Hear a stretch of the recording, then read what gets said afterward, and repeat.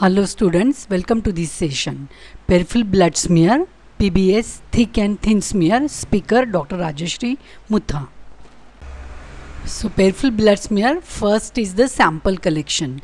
So it is a simple and gold standard confirmatory test for the malaria and filaria or other blood parasites. So specimen, the collected peripheral blood from the earlobe or by finger prick or great toe in the infants.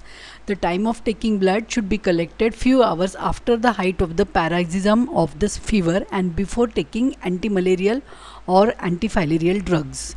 Frequency, smears should be examined at least twice daily until parasites are detected. The types of the blood smears, there are two types, thin blood smear and thick blood smear. So you can see in this picture. Preparation and staining of blood smears. So thick blood film, so it can be prepared by taking 2 to 3 drops in the center of the clean slide and then just make a round with help of another spreader slide or some another material. Then in thin smear, you have to take 1 to 2 drops of blood at the end of the slide and then you can forward it by help of another spreader slide and then you will get tongue shaped smear. So this is thin smear. After preparation of the smears, that is thick smear and thin smear, we can stain the slides either by field stain or Leishman stain. So first we will see field stain. So here we have to make the smear, dry it in the air, then fix the smear with help of methanol or the spray and then dry it in air. Then you have to put that slide into the field stain jar B. And then for the 5 to 6 seconds wash it with the running water, then put that slide into the container containing field stain A, which is blue in color, field stain B is pink in color.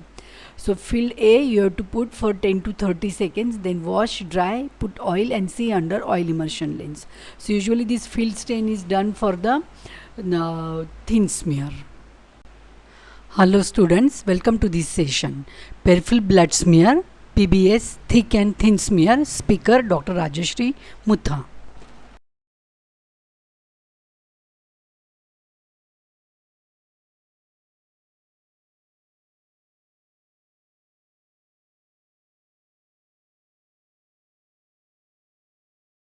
So the observation in thick and thin smear, so usually in thick blood film you can see only the imprints of the parasites, that is the ring form blue in color and the nucleus is pink in color and very few RBCs you can see.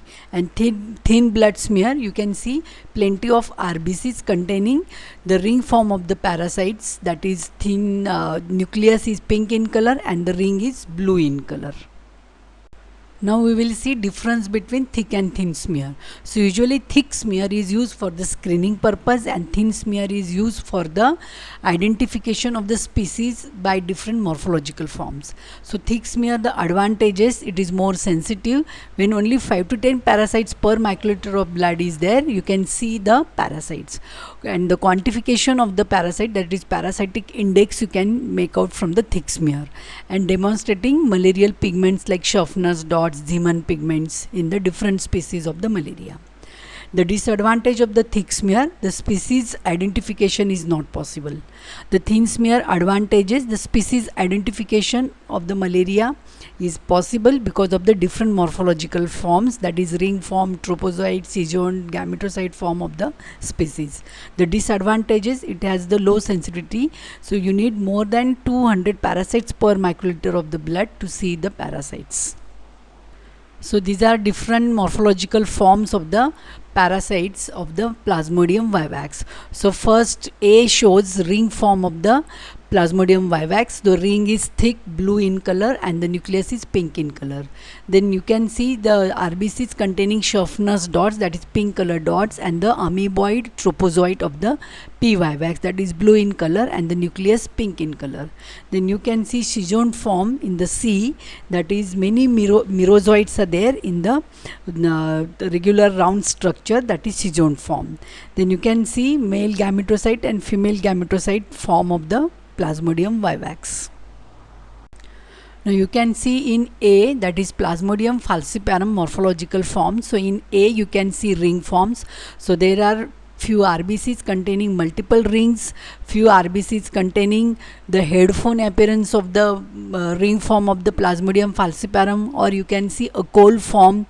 Then in B you can see banana shaped B and C you can see banana shaped gametocytes of the Plasmodium falciparum. So only two forms are seen in Plasmodium falciparum. Seijont and tropozoite are usually not seen in peripheral blood. Then in D you can see ring form of the Plasmodium ovale. So RBC is oval in shape, so you can, because of that the name is Plasmodium ovale. And in E you can see band form tropozoite of the Plasmodium malari. So uses of the peripheral blood smear for the blood parasites. So first is Plasmodium species, then Trypanosoma, then Leishmania, you can see LD bodies, then Wucheria bancrofti. So microfilarial forms you can see in the slide. So these are different parasites you can detect into the PBS. These are my references from we can study. I hope you find this session useful. Speaker Dr. Rajashree Mutha. Thank you.